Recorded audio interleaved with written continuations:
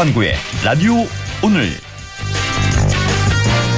여러분 안녕하십니까, 허환구입니다. 친윤 핵심으로 꼽히는 국민의힘 3선 장제원 의원이 총선 불출마를 공식 선언했습니다. 장 의원은 그동안 인유한 혁신위의 주류 희생론의 핵심 대상으로 거론되어 왔죠. 하지만 장 의원은 오히려 버스를 동원한 새 과시를 하며 용퇴론을 받아들일 수 없다는 강력한 의지를 내비쳐왔습니다. 갑작스러운 심경 변화의 원인이 뭘까요? 혁신위 조기 해산에 대한 여론 악화, 부산 엑스포 유치 실패에 따른 부산 경남 지역 민심 동요가 영향을 미쳤을 것이라는 분석이 나오는 가운데 일각에서는 압박받았을 것이다, 다음 지방선거에서 부산시장을 노릴 것이다, 이런 다양한 추측과 분석이 흘러나오고 있습니다. 아무튼 장 의원의 불출마 선언으로 여권 중진에 대한 압박은 더 거세질 것 같습니다. 12월 12일 화요일 라디오 오늘 광고 듣고 시작합니다.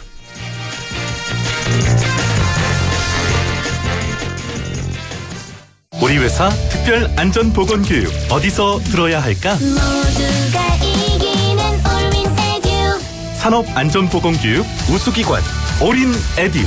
기업 맞춤형 직무교육 제작과 법정 의무교육까지 올인에듀. 모두가 이기는 올윈 에듀. 이희경의 질문. 재테크는 다들 열심히 한다. 그럼 연말정산 세테크는?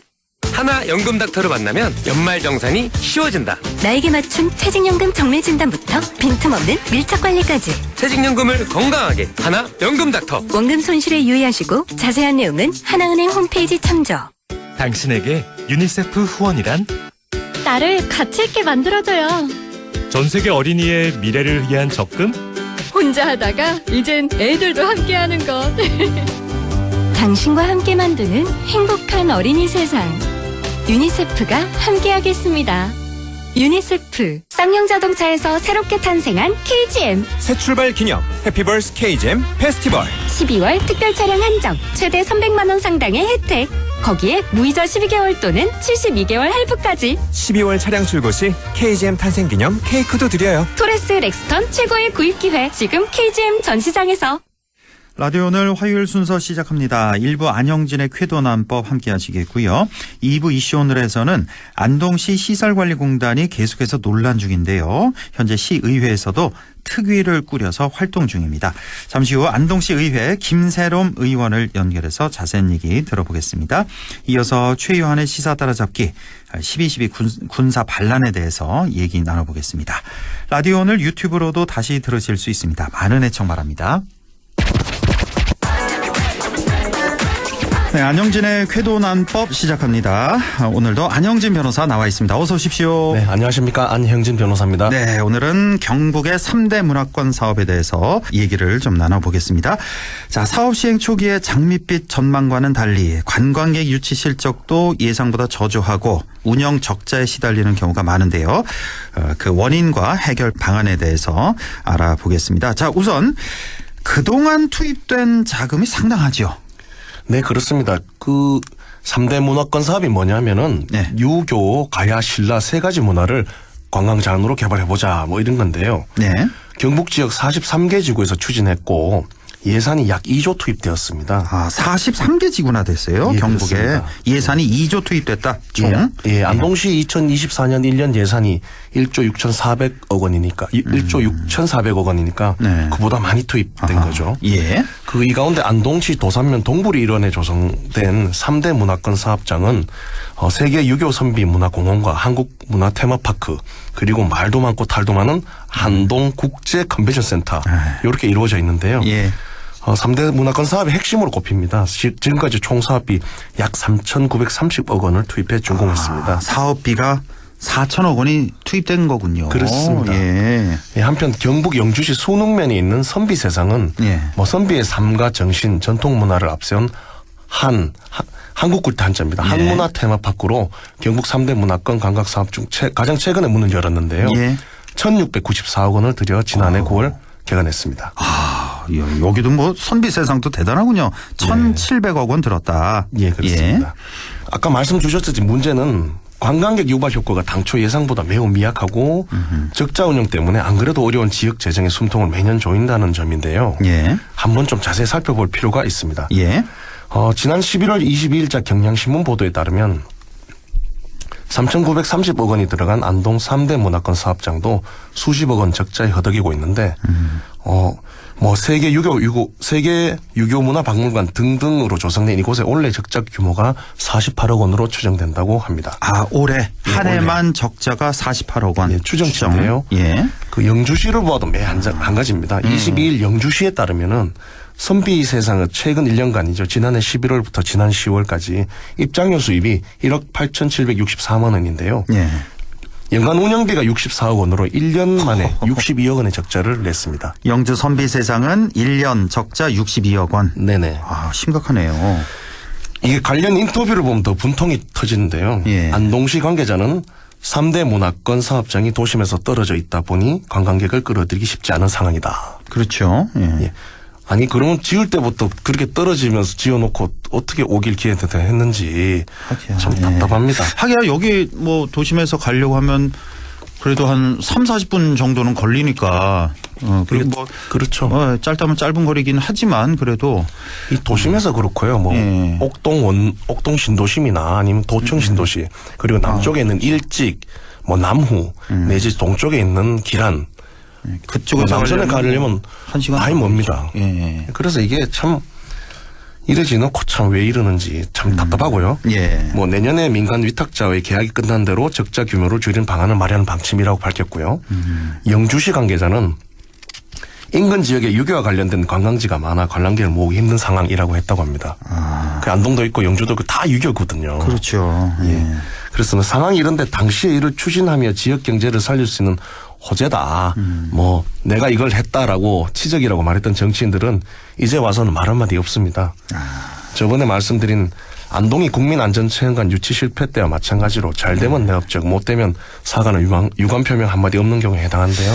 답답합니다. 그러네요. 이제 대표적으로 3대 문화권 사업 이제 안동과 영주 예를 들어주셨네요. 이제 안동 3대 문화권 사업 같은 경우 이제 총 사업비가 근 4천억 원 들었고 1년 적자 규모 한 50억 원 가까이 이렇게 추정을 할 수 있는 이 정도고 영주 선비세상 같은 경우는 아까 그 얼마죠? 1,700억 원 정도 들여서 이제 지어놨는데 네네. 작년 지난 1년 적자가 한 62억 원 정도 났다. 이렇게 좀 현황을 말씀을 해 주셨습니다. 자, 그렇다면 이미 뭐 엎질러진 물인데요. 이제 해결책을 마련하는 게 중요해 보이는데 네네. 자, 어떤 해결책이 있을까요? 사실 경상북도나 안동시 차원에서도 해결을 위해 노력을 하고 있는 것도 사실입니다.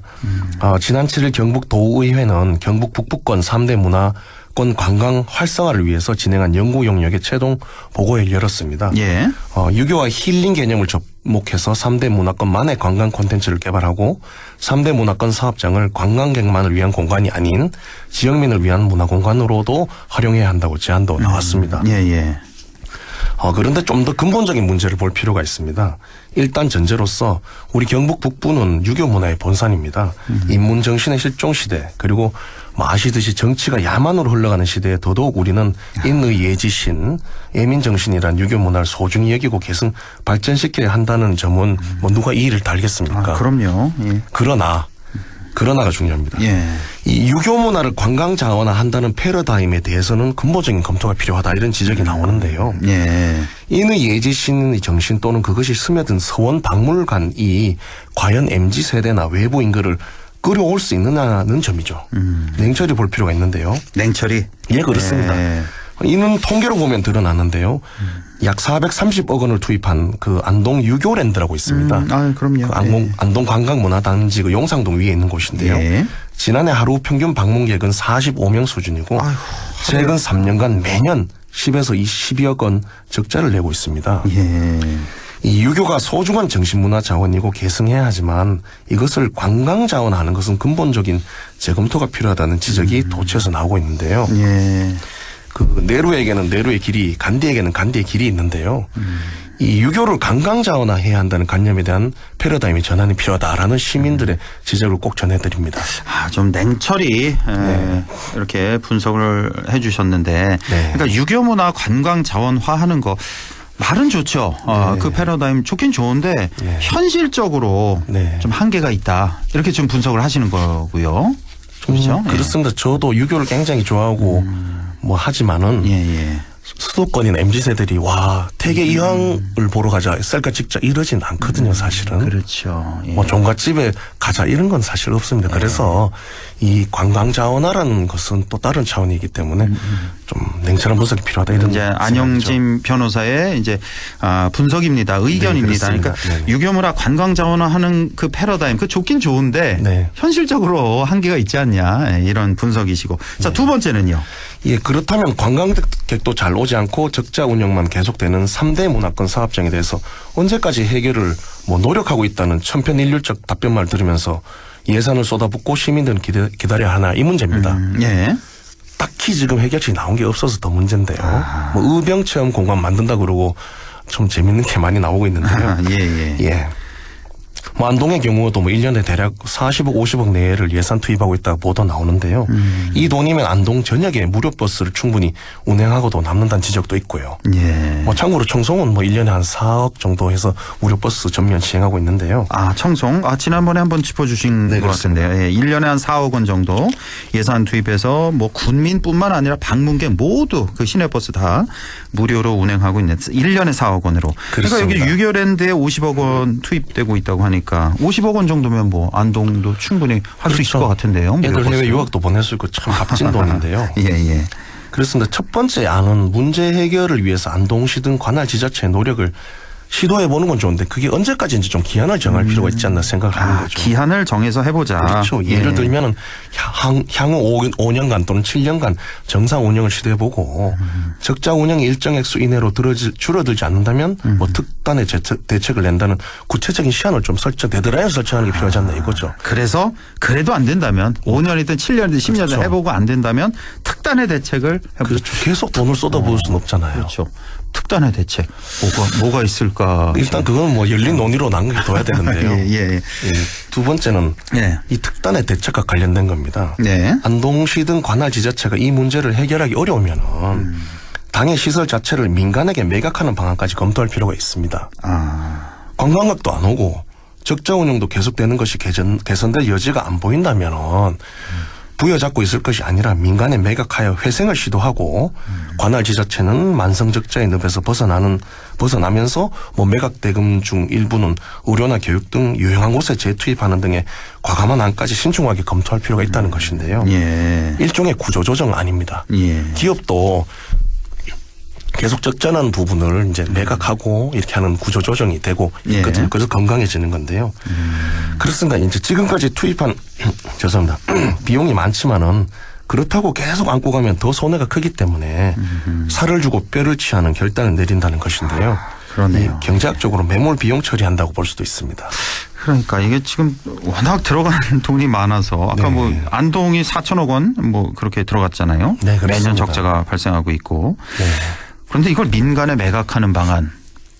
까지 이제 검토를 해볼 정도로 심각하다는 거죠. 그래서 민간에서 이 수천억 원에 이거를 사들일 사람이 있을까, 그런 기업이 있을까 싶기도 한데 또 엄청나게 또 다운해서 매각을 해야 되겠죠. 또 만약에 한다고 해도. 그래서 그약 처방으로 하는 건데요. 그래서 그전에는 좀 자구화 방안을 할 필요가 있는데 사실 계속 지금까지 그 안동 그쪽이 이제 뭐 적자 운영이 우려돼서 많은 논의가 있었는데 뚜렷한 해결책이 안 나온 건 명백합니다. 그렇죠. 오히려 그 안동 컨벤션 센터를 살기 위해서 각종 행사를 거기 몰아주는 바람에 시민도 불편하고 예산도 많이 쓰고 원도심은 오히려 더 공동화에 시달리고 상인들은 죽겠다고 아우성에 이런 거거든요. 그런 게 사실 있긴 있어요. 있습니다. 또 가까운 데 시내에서 행사를 하면 좋은데 그렇죠. 저 멀리 뭐 3, 40분 거리 가서 행사를 해야 되니까 그렇죠. 참가율도 좀 떨어지는 그런 경향이 하기 정말 힘듭니다.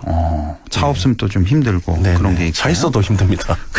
그러니까 일단 뭐 극약 처방으로 이렇게 네. 매각까지도 검토해야 되는 거 아니냐, 이런 말씀이시고요. 네. 예, 그렇습니다. 그 안동 유교랜드 3대 문화권 사업에 대한 시민들의 따가운 시선을 이제 정치권도 인식을 하고 인정할 건 인정을 해야 됩니다. 그리고 사과할 것은 사과하고요. 그리고 패러다임의 전환 매각을 포함한 전면적인 쇄신안에 대해서 고민을 해야 될 시점이라는 지적에 대해서 이제는 좀 귀를 기울일 필요가 있지 않나 이런 생각을 합니다. 예, 아주 뭐 좋은 문제 제기를 해주신 것 같습니다. 물론 이제 매각하기 전에 잘 되면 좋다는 건 저는 당연하죠. 물론입니다. 네. 그건 당연한 거고. 네네. 그러니까 우리 왜 흔히들 우리 일반인들 주식 투자 많이 하잖아요. 네네. 반토막 나고 3분의 1 토막 나는데 이거 어떻게 하냐. 계속 부여잡고 있으면 전문용어로 존버라고 하죠. 그러니까요. 네. 예. 이거 뭐 해결책도 안 보이고 앞으로 더 떨어질 것 같은. 예. 네, 그렇습니다. 이런 상황에서 어떻게 할 거냐. 자, 그게 비유가 좀 적절한지 모르겠습니다만 어쨌든 이게 참 큰 문제긴 문제입니다. 예. 그렇습니다. 전 시민들이 같이 좀 머리를 맞대고 고민해야 될 그런 문제가 아닌가 싶네요.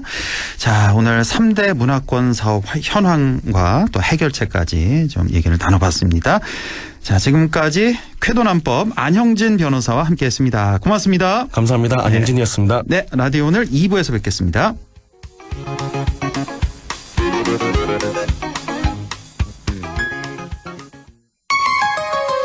MBC 라디오 나에게 딱 맞는 대학, 나에게 꼭 맞춘 대학. 나만의 경쟁력을 원한다면 안동과학대학교로 오라. 시대에 딱 취업 중심 실전학과, 학생의 꼭 현장 중심 실무교육, 취업에 맞춤, 내 꿈에 맞춤, 나의 드림핏 안동과학대학교. 가구 살 땐 꼭 한번 가보자. 안동 명품 가구 백화점. 흑표 흑침대, 양성국 갤러리, 금성침대, 한국가죽소파, 장수돌침대. 다양한 브랜드 가구를 한 곳에서 쇼핑할 수 있는 대형 가구 전시장. 안동 명품 가구백화점. 100세 시대 꿈은 모두 달라도 정답은 국립안동대학교 성인학습자학부. 시험 없이 100% 서류 전형에 온라인 수업으로 부담 없이 경북에 산다면 1년간 100% 등록금 지원까지. 100세 시대 백점대학 국립안동대학교 성인학습자학부. 마침내 영주가 꿈꿔온 자이만의 프리미엄 라이프. 차별화된 혁신평면과 여유로운 중대형 아파트. 고품격 커뮤니티에서 누리는 스카이라운지 북카페까지. 영주가 꿈꿔온 자이, 눈부신 당신의 자리. 영주자이 시그니처. 오픈 중 1833-6344 GS건설. 2023년 연말 작년보다 더 좋아진 건? 그건 바로 새 공제! 연 900만 원까지 연말정산 최대 148만 원 절세. 미래에셋증권 연금 투자한 나 자신 만세! 절세도 투자다. 개인연금도 IRP도 역시 미래에셋증권. 원금 손실 유의 및 투자 전 설명 청취. 안녕하세요. 영화배우 김민재입니다. 마약 시작하면 끝입니다. 너도 시작해볼래? 정말 끝내준대. 집중이 잘 안 돼? 이거 하나면 끝나. 괜찮아. 뒤끝 없어. 끝난다, 끝나. 인생 끝! 마약 시작이 인생 끝입니다. 공익광고협의회.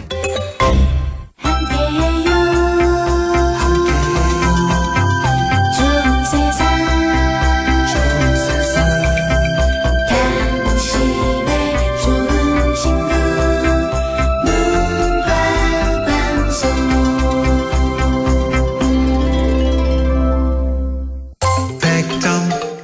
MBC 라디오. 네, 6시 23분 40초 지나고 있네요. 라디오 오늘 2부 이슈 오늘 시작합니다. 안동시 시설관리공단에서는 대체 무슨 일이 있었던 걸까요? 안동시 의회는 안동시 시설관리공단 운영 전반에 관한 행정사무조사 특별위원회를 꾸려서 조사를 이어가고 있습니다. 바로 그 특위위원이죠. 안동시 의회 김세롬 의원을 연결해서 자세한 얘기 들어보겠습니다. 김세롬 의원님 안녕하십니까? 예, 반갑습니다. 김세롬 의원입니다. 예, 안동시 시설관리공단에 대해서 지금 시의회가 행정사무조사 특위를 꾸려서 활동 중인데, 자, 우선 본론 들어가기에 앞서서 잘 모르시는 분들을 위해서 안동시 시설관리공단이 무슨 일을 하는 조직인지, 어떤 조직인지 간단히 좀 설명해 주시죠. 시설관리공단은 안동시 산하의 지방 공기업입니다.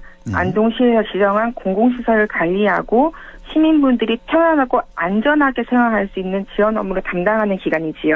예, 안동시 산하의 지방 공기업, 공공시설 관리 등의 업무를 하고 있는 그런 조직인데, 자, 지금 행정사무조사 특별위원회가 지난 9월에 꾸려져서 활동 중입니다. 이제 3개월 하고 있는데 그동안 어떤 활동이 있었는지 좀 궁금하고요. 이게 뭐 검찰, 경찰처럼 강제 조사권이 없으니까 좀 조사하시는데 좀 한계가 좀 있지 않을까 그런 생각도 좀 드는데요. 어떻습니까? 굉장히 사실 원래만큼 시설관리공단이 시끌벅적한 해는 없었던 것 같습니다. 그만큼 여론의 중심에 섰었죠. 예. 공단에서 진행한 정규직 전환 과정이 문제가 됐었던 건데요. 금년에 진행된 122명을 정규직하기 위해서는 사실 일주일 만에 진행된 것이 문제가 된 것이 사실 이 모든 거의 발단이었습니다. 예. 근데 청취자분들이 이게 왜 문제냐 생각하실 수 있는데요. 빠르게 한 게 좋은 게 아닌가 생각할 수 있는데 그동안 시설관리공단에서 비정규직 근로자분들을 정규직시킨 얘기를 제가 얘기 드리면요. 그동안 3명을 정규직하는 데는 6개월이 꼬박 걸렸었고요. 8명을 정규직하는 데는 1년 6개월 동안 쉬지 않고 진행되었습니다. 이 모든 것의 절차가 정말로 엄격하고 그 절차를 무조건 밟아야 되는데 그게 너무나도 다 수순을 다 잘못된 역순화되어서 문제가 되었던 거죠. 예, 보통 뭐 정규직 전환하는데 6개월, 1년 6개월 이렇게 걸렸는데 불과 일주일 만에 122명을 정규직 전환하겠다. 이게 이제 문제 발단이다 이런 말씀이시고요. 네, 그래서 그 과정에서도 사실 의회와 안동시 뭐 다 통합해서 어떤 식으로 설명하거나 해명이나 뭐 소통 섭취 이런 노력이 없었기 때문에 9월 달에 안동시의회가 공단 정상화와 이사의 사퇴를 촉구하는 결의안을 채택했고요. 그다음에 행정사무조사 특별위원회를 구성해서 3개월 이상 조사권을 발동한 것입니다. 예, 지금 김세롬 의원이 이제 조사 특위 위원으로 지금 활동 중이신데 자, 안동시 시설관리공단에 대체 무슨 문제가 있었던 건가? 그 문제 핵심이 뭡니까? 뭐 정말 많습니다. 사실은 졸속 처리된 이 정규직을 전환하는 게 가장 큰 문제였거든요. 보면은 이 122명의 신분이 바뀌는 일이고 정말 중요한 일이지 않겠습니까? 그렇습니다. 이 신분이 전환되면은 그 직원분들과 가족들에게도 엄청난 일이고 사실 조직을 운영하는 시설관리공단과 관리감독부서인 안동시 그다음에 뭐 시민의 혈세를 공정하고 정당하게 의결해야 되는 의회에도 정말 관심을 가질 수밖에 없는 사안이었는데 규정과 절차를 지킨 부분이 거의 없습니다, 사실. 그래서 이거 뭐 다음 말씀드리면 너무나 기함을 토할 수도 있는데 총체적 난국이었다라고 말할 정도였습니다. 그러면 왜 안동시 시설관리공단에서 이런 규정과 절차를 무시해가면서 무리하게 졸속으로 정규직 전환을 시키려 했는가? 지금 그 이유가 이유가 뭐죠? 뭘로 지금 파악이 되고 있습니까? 왜 그런가? 정규직 전환을 하겠다는 거에만 너무 목표에만 다들 이제 집중을 했던 것 같아요. 사실 정말 많은 과정이 필요하거든요. 그리고 정규직 전환을 하기 위해서면은 공단 직원분들이 뭐 내야 될 서류도 있고요. 그 서류에 대한 심의도 해야 되는 부분이 있고 또 뭐 이의 신청하는 기간도 필요하고 정말 여러 가지를 해야 되는데 근데 이것 때문에 공단이 어떤가 파악을 하다 보니까 공단 직원의 처우가 침해당한 상황도 너무 많고요. 승진 이사가 인사평가 제도를 따르기보다는 특정 인사의 입맛대로 이루어진 정황도 있고요.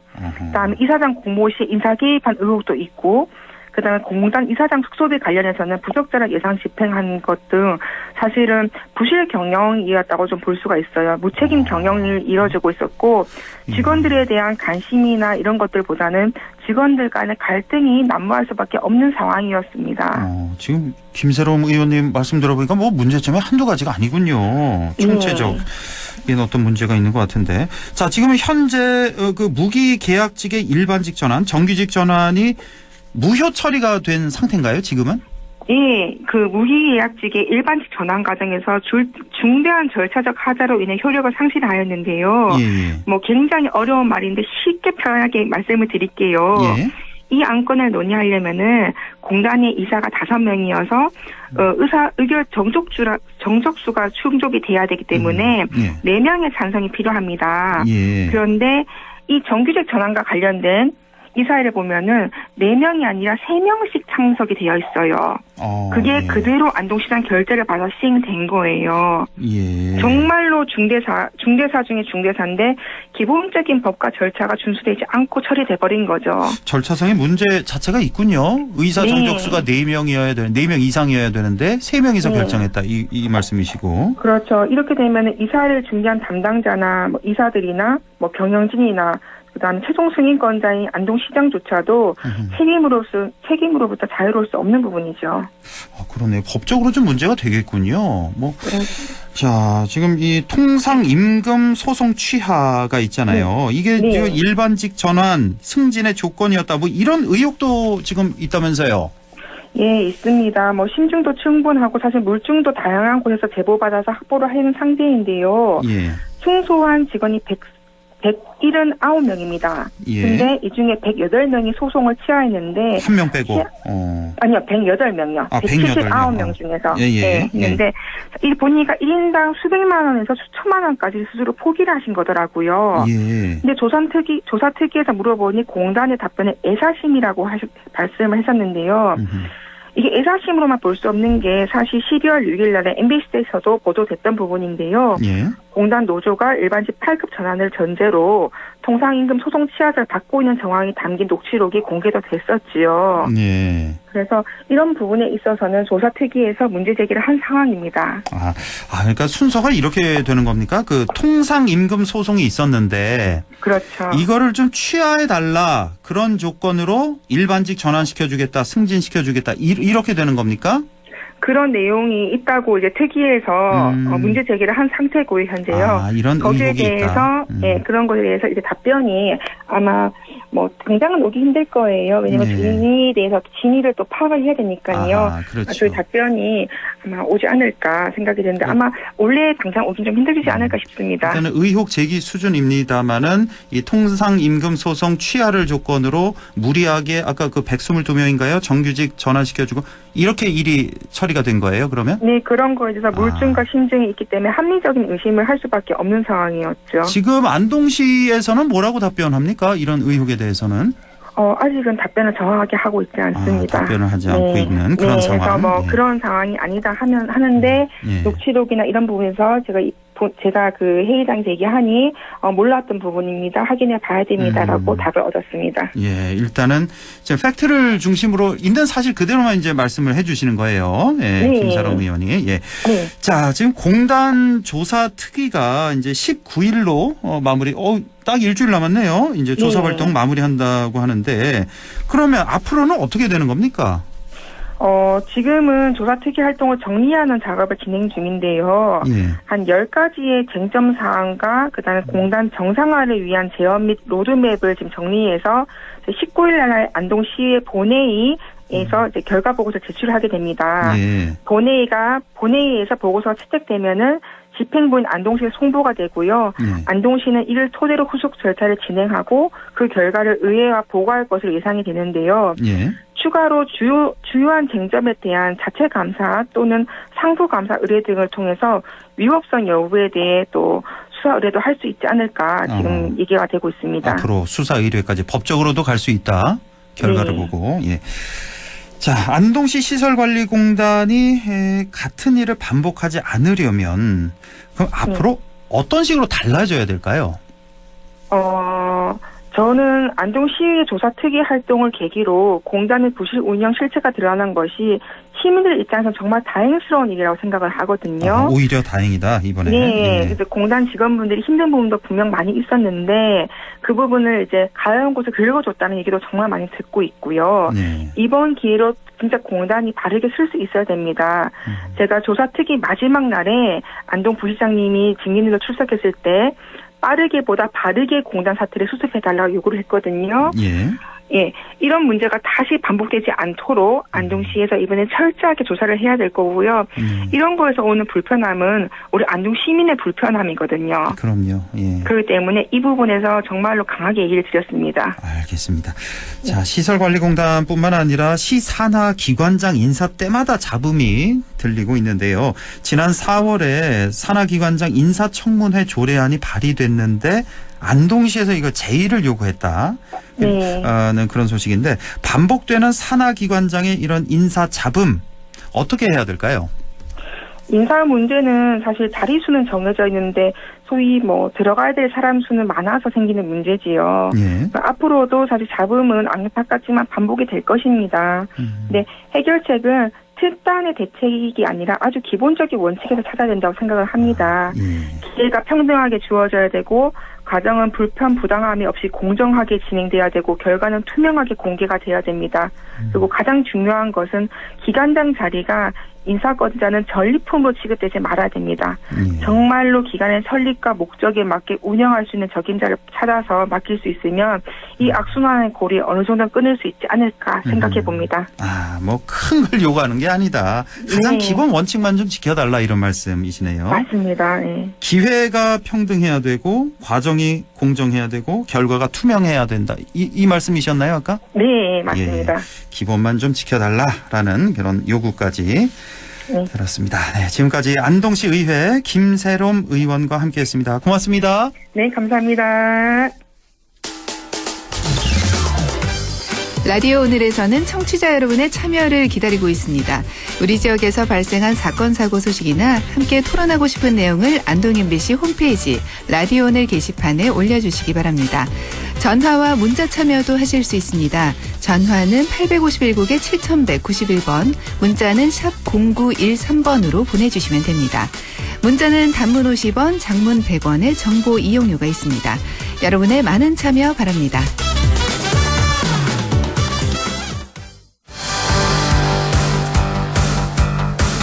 네, 최유한의 시사 따라잡기 시작합니다. 오늘은 12.12 군사 반란과 관련해서 최유한 시사평론가와 함께하겠습니다. 평론가님 안녕하십니까? 예, 반갑습니다. 최유한입니다. 네, 오늘 아주 주제가 시가 딱 맞습니다. 네. 영화의 서울의 봄 보신 분도 아주 반가운 그런 내용이 될 것 같은데, 자, 그야말로 서울의 봄 영화 이거 돌풍을 일으키고 있는데 사실 이런 주제가요, 뭐 젊은이들이 그렇게 좋아하지 않을 그런 주제였는데 그렇죠. 이번엔 좀 완전 다릅니다. 2030이 완전히 흥행을 주도하고 있다면서요? 맞습니다. 서울의 봄은 1979년 12월 12일 수도 서울에서 일어난 전두환 신군부 세력의 반란을 막기 위해서 부딪혔던 그 일촉즉발의 9시간을 그린 영화입니다. 예. 근데 이제 서울의 봄 흥행의 특징이 방금 말씀하셨던 것처럼 2030 세대가 주도를 하고 있습니다. 예. 그러니까 MZ세대의 역사 공부 자료가 되고 있다라고 하는데요. 지금 원래 보니까 이제 개봉 1주차보다 2주차가 더 많아지고 점점 더 많아지는 거예요. 입소문이 탄 거죠. 그러니까요. 20, 20대, 30대 MZ세대가 가장 많고 이게 뭐 성수기도 아닌데 이렇게 많아진 거거든요. 예. 700만을 돌파했습니다, 지금. 와, 그래요. 지난달 22일 개봉했고 계속 연속 박스오피스 정상을 지켰고 700만을 돌파했고 이제 1000만도 보고 있다라고 이야기를 하고 있는데 역대 1000만 영화로 등극했던 광해 왕이 된 남자나 국제시장보다 빠른 속도로 500만을 돌파하고 이제 1000만까지 보고 있습니다. 뭐 이거는요, 그러니까 사실 MZ세대에도 그렇고 이 역사적 그리 멀지 않은 역사적 사실이었는데 교과서에서 딱 한 줄 배웠거든요. 한 줄 나왔나요? 교과서에? 한 줄 나왔죠. 이 중요한 이런 일이 사건을. 있었다. 그것도 이제 12.12 군사반란이라고 표현하지 않았고 뭐 이렇게 사태라는 표현으로 표현했었죠. 맞아요. 근데 이제 와서 보니까 이런 상황이 있었냐. 너무 깜짝들 놀란 거죠. 예. 그러니까요. 예. 참 영화의 힘이 이렇게 큰가라는 거 다시 한번 느끼게 되는. 이게 2시간 한 20분 정도? 예, 러닝 타임이 아마 그 정도 됐던 기억이 나는데 한 20-30분 본 것 같아요. 정말 한순간도 시선을 뗄 수 없는 그런 영화입니다. 시간 빌려서 영화를 보지 않으신 이제 청취자 여러분께 말씀을 드리는데요. 이거는 물론 이제 허구도 들어가 있습니다만 그렇죠. 사실 전체 얼개는 정말로 그 역사적 사실을 그대로 기술했기 때문에 역사 공부하는 데에도 이건 굉장히 도움이 된다. 그렇습니다. 라고 말씀을 드리겠습니다. 큰 틀은 다 역사적 사실입니다. 근데 중간중간 조금 가미를 한 거고. 그러니까 저도 뭐 12.12 사태에 대해서 좀 알고 있다라고 생각을 해 왔었는데 평소에 영화 보니까 뭐 모르는 내용들이 태반이었어요. 엄청나게 그러니까요. 예. 자, 그런데 이 영화 속 주인공들의 이름이 보면은 이제 실명을 다 사용하지 않고 다른 이름을 이렇게 비슷한 이름을 썼는데 저는 개인적으로 좀 실명을 써줬으면 더 좋지 않았나 이런 생각이 들었는데 왜 이렇게 실명을 사용하지 않았을까요? 이 영화 속에서 전두환은 전두광으로 노태우는 노태건으로 바꿨죠. 사실 실제 사건을 바탕으로 한 영화나 드라마 등장해서 이렇게 인물의 이름이 바꿔서 등장하는 게 낯설지 않습니다. 그러니까 지난 2020년에 개봉했던 영화 남산의 부장들에서도 뭐 이름 다 바꿨지 않습니까? 심지어는 또 사극까지도 예를 들어서 육룡이 나르샤 뭐 이런 데서도 이름을 바꿔서 나왔어요. 그러니까 제작진들이 이렇게 이름 바꾸는 이유는 이제 상상력을 극대화시켜 창작의 자유를 최대한 확보하기 위해서다라고 답을 합니다. 실제로 김성수 감독도 이런 이야기를 했습니다.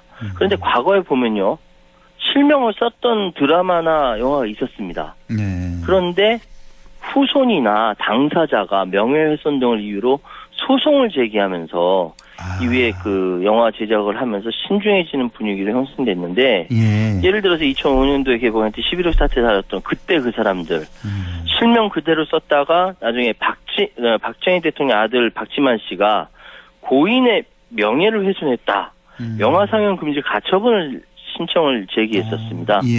여기서 학습 효과가 있었고 실제로 MBC 드라마 5공화국 제5공화국 같은 경우도 이번엔 그 당사자들인 장세동, 정호용, 허화평 이런 사람들이 쿠데타 사실을 부인하면서 대본 수정 요구하기도 했거든요. 제작자 입장에서는 상영 금지나 방영 금지 가처분 소송되면 그 자체로 피해 받게 되고 콘텐츠 평판에도 영향을 미치게 되거든요.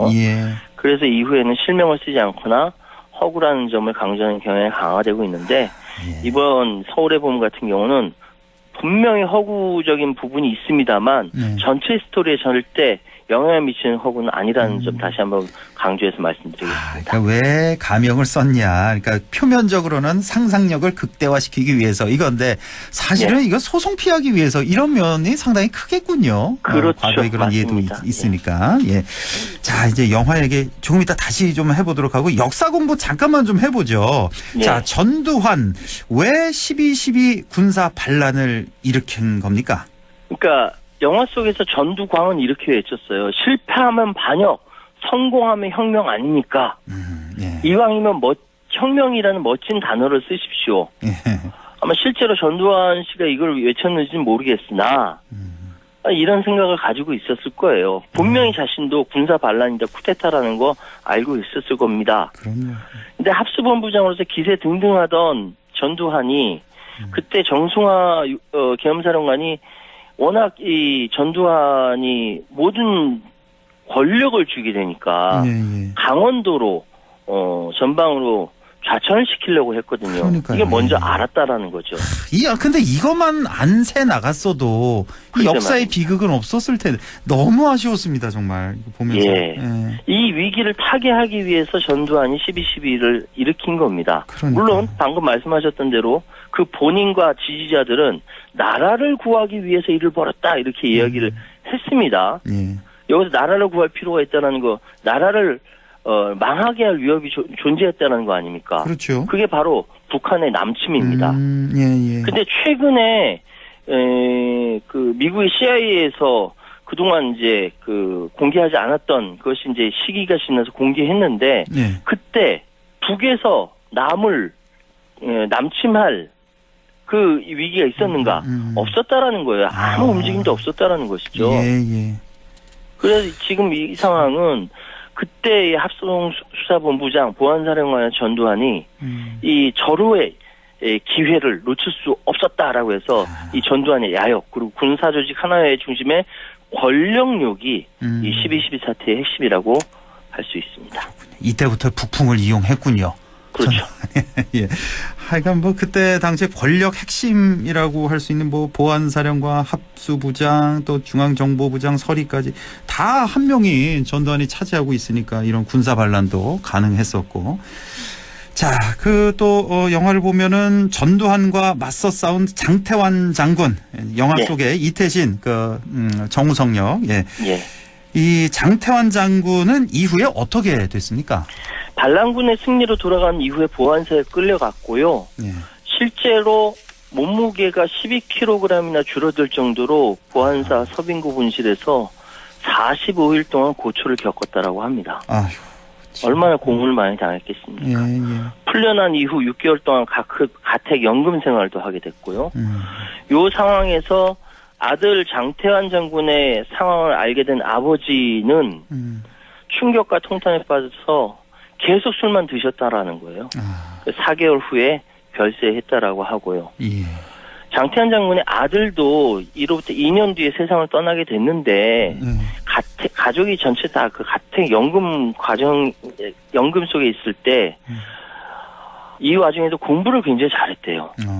그 서울대 입학할 만큼 영민한 학생이었다라고 하는데 82년도에 학교를 다녀오겠다고 대문을 나선 후 실종이 되었고 약 한 달 후에 할아버지 산소 옆에서 시신으로 발견됐다라고 합니다. 이거 왜 지금 그런지 의문사죠, 아직. 예, 안 밝혀진 의문사죠. 거죠. 아, 밝혀지지 않았죠. 예, 예. 한동안 장태환 장군은 아들과 아버지를 잃은 슬픔에 빠져 살았다가 뭐 하나에 대한 적개심이 가득 찼죠. 그 와중에 전두환이 한국증권 전산 사장으로 임명했는데 이것을 수락하기도 했답니다. 그래서 이를 두고 좀 장태환 장군에 대해서 불편한 시각도 있습니다. 아, 그래요? 그런데 2000년에 새천년 민주당 입당해서 16대 전국구 국회의원으로 활동하면서 정계에 입문하기도 했는데 2010년에 79살의 나이로 숨을 거뒀습니다. 장태환 장군이요. 그런데 더 비극이 여기서 끝난 것이 아니라 장태환 장군이 세상을 떠난 뒤 2년 뒤에 그의 아내 이병호 여사는 유서를 남기고 아파트에서 투신을 했습니다. 한마디로 온 집안이 풍비박산이 난 거죠. 그러네요. 예, 그 말 한마디로 그거군요. 예. 풍비박산이 났다. 정말 비극적인 역사라고 할 수가 있는데, 자, 이 영화 속에서도 나옵니다만 전두환을 중심으로 한 그 무리가 정승화 당시 계엄사령관을 강제로 납치하면서 벌어진 것인데, 예. 자, 이게 지금 대통령 재가가 떨어지지 않은 상황, 그래서 쿠데타라고 할 수가 있는 거죠. 그렇습니다. 이 작전 시간이 지금부터 44년 전 12월 12일 오후 6시 30분 바로 지금 이 시간이에요. 아우, 그러네요. 예. 암호명이 생일집 잔치고요. 전두환이 그때 최규하 대통령 그러니까 있었던 총리공간에 재가를 받기에 직접 갔고 동시에 보안사는 그 시간에 한남동 총장 공간에 정승화 계엄사령관을 체포하러 갔습니다. 그러니까 대통령 최규하가 국방부 장관의 재가를 받아와라 라고 9시간을 버텼어요. 그러니까요. 예. 그러다 보니까 이게 결국 쿠데타인 것이죠. 예. 나중에 뭐 새벽 5시에 대통령 사후제가 받았다. 자신들은 역사적 임무를 다했다 강조했지만 그러면서 하룻밤 만에 정광석화 같이 성공했다라고 이야기하지만 이건 거짓말입니다. 그러니까요. 대통령 제가 없이 계엄사령관 체포했고 이 체포부터 쿠데타의 시작입니다. 네. 예. 그리고 80년 5월 17일 비상계엄령을 전국으로 확대하고 모든 정치활동 금지하고 광주를 무자비하게 진압하고 초헌법적인 국보에 설치하고 5월 말에 이르러서야 쿠데타가 성공에 이르게 된 거죠. 그래서 정말 현대 사가들은 1979년 12월 12일부터 80년 5월 말까지 이르는 이 전두환 신군부 쿠데타가 역사상 가장 오랜 시간이 걸린 쿠데타다라고 이야기하고 있습니다. 즉 전두환이 단 하루 만에 역사적 임무를 다했다. 이거는 거짓말입니다. 너무 참 통탄할 일입니다. 이거 9시간 만에 이 쿠데타. 이것만 없었어도 우리 광주 민주화 운동, 그 광주 학살은 없었던 거잖아요. 그러니까 예. 정말 너무나 안타깝고 최규하 대통령이 끝까지 재가를 하지 않고 버티는 그런 모습도 볼 수가 있었는데 나중에 사후 재가할 때도 보니까 사후 재가하고 시간을 거의 다 이렇게 기록하는 장면이 나오잖아요. 네, 맞습니다. 나는 이거 분명히 사후 재가한 거다. 이걸 역사에 남기기 위해서 그 장면도 좀 기억이 나네요. 자, 당시 대통령 분명히 최규하인데 왜 당시 별 2개짜리 소장인데 왜 그 쿠데타 전두환의 쿠데타를 막지 못했나? 당시 상황이 어떻습니까?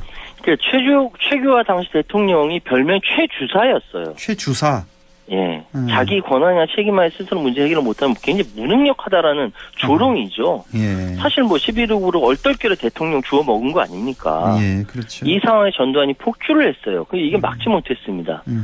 이거는 뭐 무능력하다, 뭐 또는 워낙 권력력이 부재하기 때문에 그렇다라고 얘기하지만 전 이런 의견 찬성하지 않고요. 최규하한테는 치명적인 약점과 정치적 흑심이 있었기 때문에 문제가 더 혼란스러워졌다라고 말씀드리겠습니다. 간단히만 치명적 약점, 정치적 흑심 뭡니까? 치명적 약점은요. 최규하 대통령 당선되기 직전 1979년 12월 초에 김재규로부터 막대한 돈을 받았다는 혐의로 보안사에서 조사를 받기도 했습니다. 어허. 이건 팩트입니다. 예. 예, 이게 처음부터 전두환 신군부한테 발목이 잡힌 채 대통령직을 시작했다라는 것이고요. 그리고 두 번째 정치적 흑심 뭐냐면 자기가 대통령 민주개헌에서 대통령 새로 뽑겠다 약속했는데 되고 나서 말을 바꿉니다. 개헌에 최소 1년 이상 시간 걸린다. 국회와 별도로 정부 차원의 개헌 작업 착수하겠다. 대통령제보다 이현집정부제가 바람직하다 언론 플레이합니다. 이거 사실 이현집정부제는 신군부가 원하던 거였거든요. 그래서 빨리 정치 일정 빠르게 진행하라고 요구했는데 미적 끌면서 묵살했습니다. 예. 이게 결국은 우연의 일치인지 서로 간에 밀하게 의한 것인지 모르겠으나 최규하의 개헌 지체와 혼선은 전두환 신군부의 바람 그대로 부합했다라고 말씀드리겠습니다. 이 가지 이렇게 치명적인 약점, 정치적 흑심 이렇게 해석을 해주셨고, 자 오늘 그러면 시간 한 1분여 정도 남아서요. 오늘 말씀 정리를 좀 해주시죠. 5.16 군사 쿠데타 때 장면 총리가 수녀원으로 숨어버렸죠. 예. 이번 12.12 때도 노재현 국방부 장관이 그 신해를 배회하면서 숨어버렸어요. 쿠데타 군을 진압할 수 있는 기회를 날려버린 거죠. 예. 지금도 이 정치군 2명에 의해서 왜곡된 역사가 그 후유증이 아직도 되고 있습니다. 예. 반란군에 가담했던 사람들이 여전히 막내는 살아있어요. 호화호식하면서 그 자식 때까지 잘 먹고 잘 살고 있습니다. 그런데 김호랑 소령, 예, 안매장당했죠. 정선혁 변장, 예, 그 후손들 피눈물 흘리고 있죠. 과연 대한민국의 정의가 살아있는가? 전 다시 한번 되묻고 싶습니다. 네. 자, 오늘 이렇게 12.12 군사 반란에 대해서 얘기 나눠봤습니다. 지금까지 최요한 시사평론가와 함께했습니다. 고맙습니다. 예, 감사합니다.